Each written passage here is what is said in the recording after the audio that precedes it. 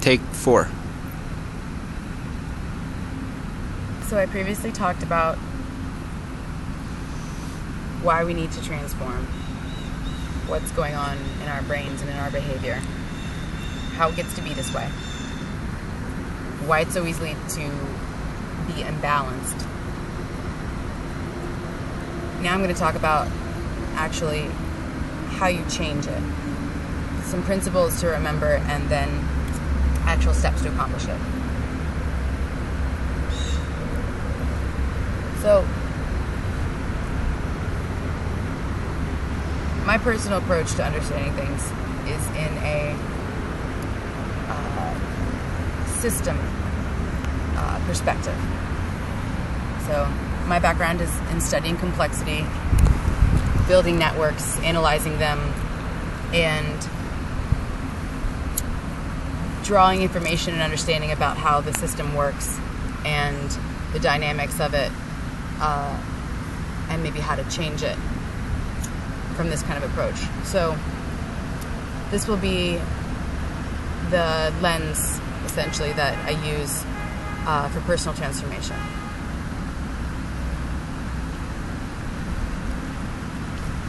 The network that we're looking at here, I'd like to call your personal identity network. This is built on your perceptions and understandings of your objective and subjective world, the things that you assign value to,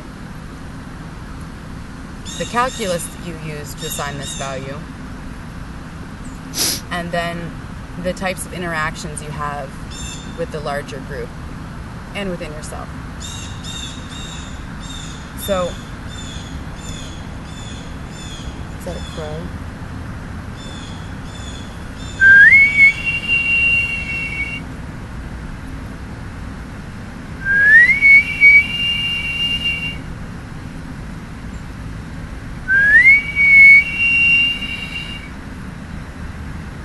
Sorry for the quick aside, but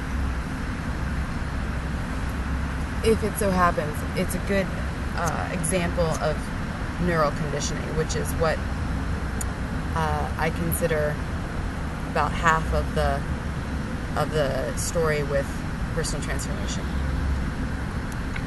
So we have our personal identity network. There are two things that we need to change. Or look at, I should say, reevaluate. Our perceptions of the world and where they come from, what they're based on, and whether they're still appropriate and valid. So many times this ends up looking at the ideas that you formed as a child and the input you got from your parents and your peers and your siblings, your teachers. And then looking at the context of your current life.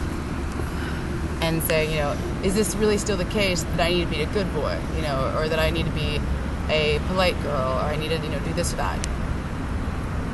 It's important to know that when we're children and when we form a lot of these ideas, we have essentially half of the equation in terms of our logic capabilities.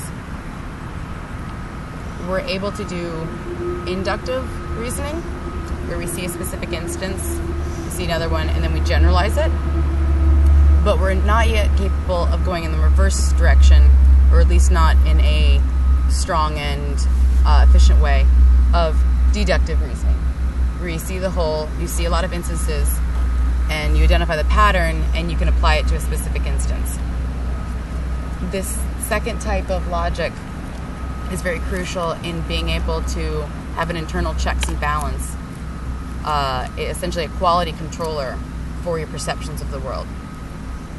Usually, this is your social interaction with the group. But because modern society has such a limited social interaction with the group, you see your parents maybe an hour a day, chances are you're talking about what you need to eat, when you need to sleep, and what you need to do before you go to bed, what you need to do around the house.